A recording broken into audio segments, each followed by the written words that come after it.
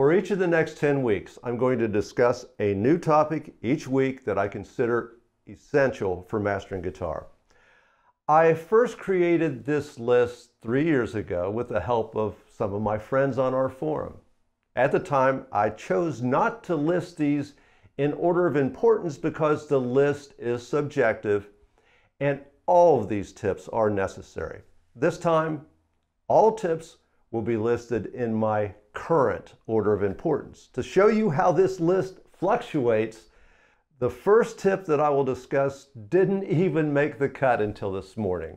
It previously held the number 11 position. Yesterday, I watched the student's practice video and realized that the student could use some help with the practice technique of repetition. So here we go. Tip number 10, repetition is the key to developing new skills. This is common sense. If you want to be a great basketball player, you've got to stand at the line and shoot hoops every day. Over time, your adaptive unconscious, commonly referred to as muscle memory, learns the task. I refer to repetition throughout the course as the key to master scales, licks, chords, and leads. What I'm going to explain today is that not all repetitive movement is created equal. How would you like to improve at twice your current rate? Listen closely. There is a recent research report from Johns Hopkins University that suggests by making slight changes to your repetition, skills can be learned much faster. The key is changes must be slight from session to session. Large changes did not produce additional improvement.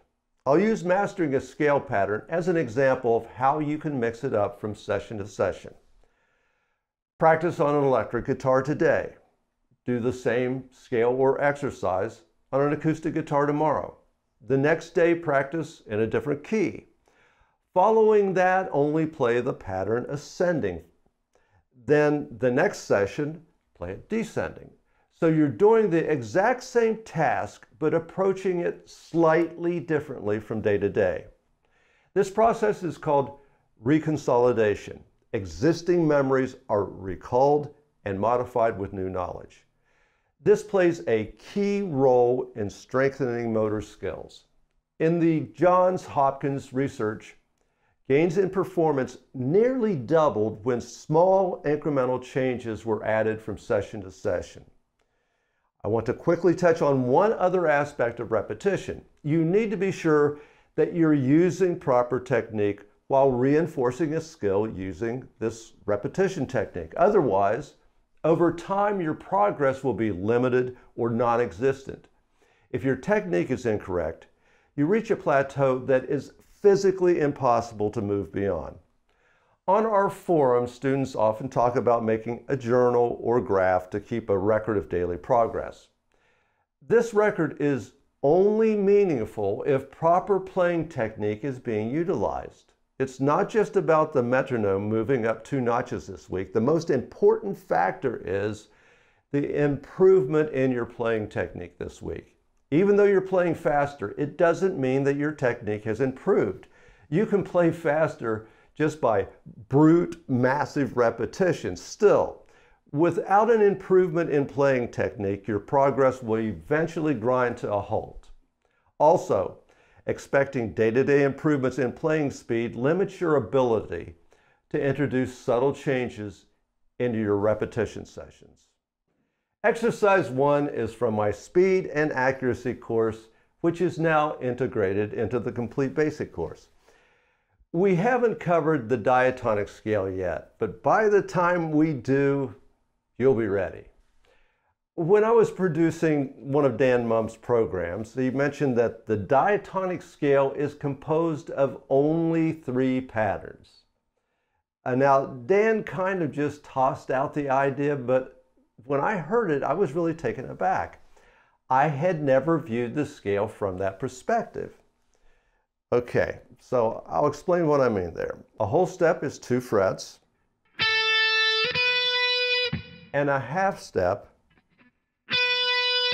is just 1 fret. These are also called whole tone and half tone intervals. The first speed and accuracy exercise we did was this shape. Ascending is whole step,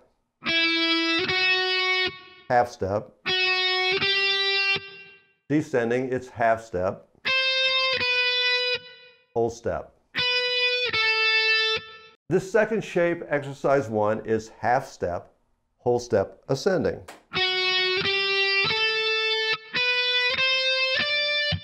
And the opposite descending. The third shape that we'll cover in a future lesson is whole step, both ascending and descending. So those are the three patterns.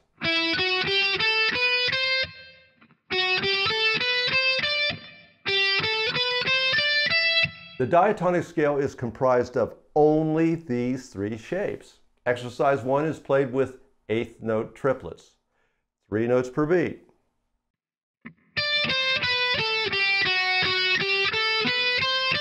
Use alternate picking and no spider fingers. None of this.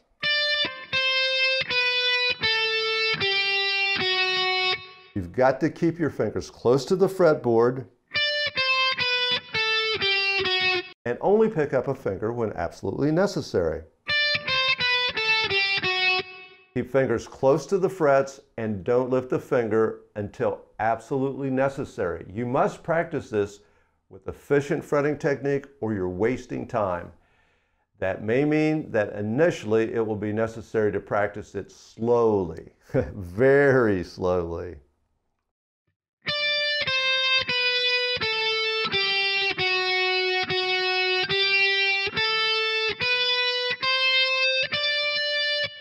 As I mentioned earlier, use repetition and work some subtle changes into your routine from day to day.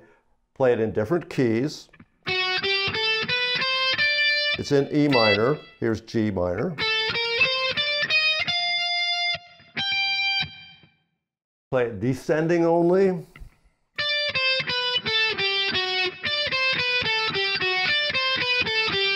Try playing it ascending only. Use your imagination. Here is exercise 1, played slowly.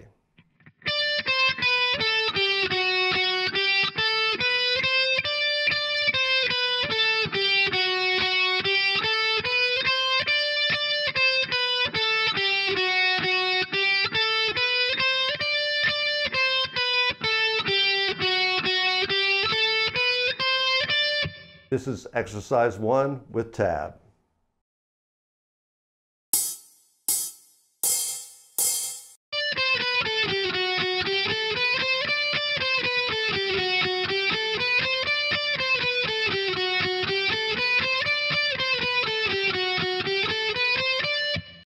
Next, I'm going to quickly cover a few bar chords as shown in exercise 2. Now, these are shapes that I view as coming from the open E major chord.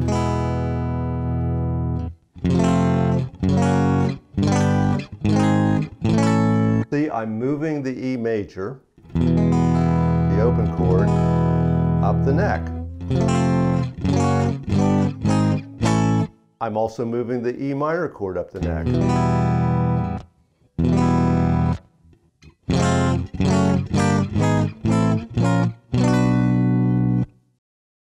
Here's a quick review of the technique I'm using for the bar chord. Slightly rotate the first finger so you're pressing the strings with the side of the finger. You're not completely on the side of the finger, it's just rotated slightly. Use a twisting motion to get leverage between the thumb and first finger. I'll move the E major chord up the neck until the bar is on the 3rd fret.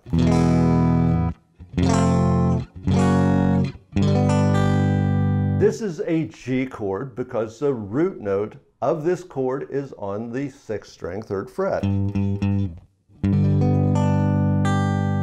All of the following chords have a root note on the 6th string. Just look where the bar is on the 6th string, and that's the name of the chord.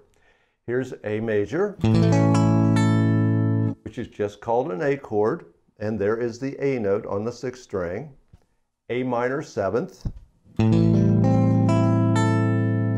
A minor, and A 7th. Exercise 2 is expecting a lot from you, probably expecting more than you're capable of doing this week, and that's okay. Keep practicing these chords until you can change to them quickly and every string sounds. I'll play exercise 2 very slowly.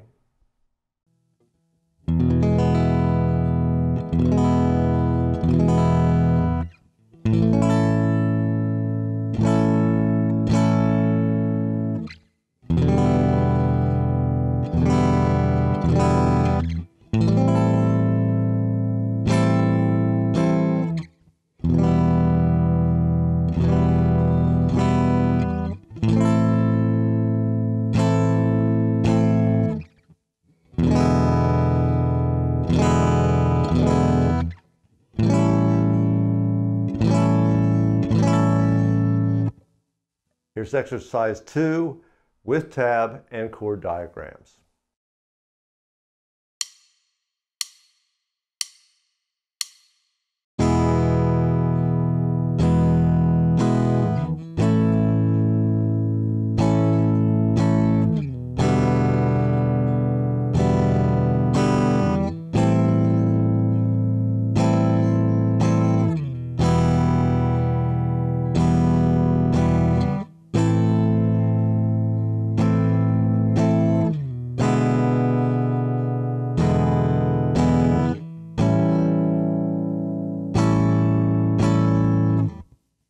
As you may have noticed, that was not a song. It's just a chord demonstration. When you can play these chords without hesitation and all 6 strings sound clearly, you have officially entered the intermediate zone. Congratulations. Still, be patient. Chances are you will learn to play these accurately over the next couple of months. There's no way that a beginner can accurately play along with this that's only been playing guitar for 2 months.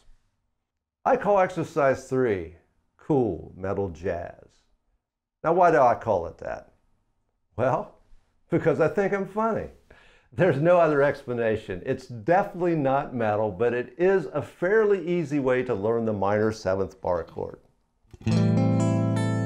Minor 7th is a great chord to get started with. Learning it will make all the other chords easier to play. Here's the exercise played very slowly.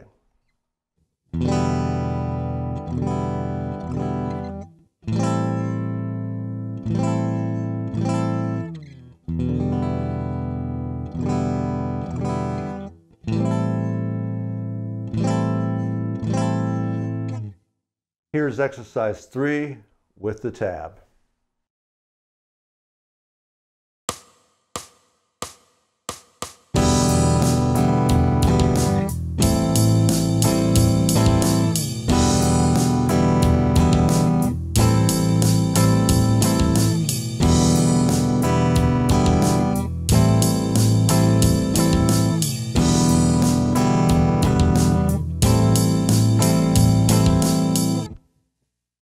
Exercise 4 is a real chord progression, one of my favorites. Many songs use variations of this chord progression. These songs range from All Along the Watchtower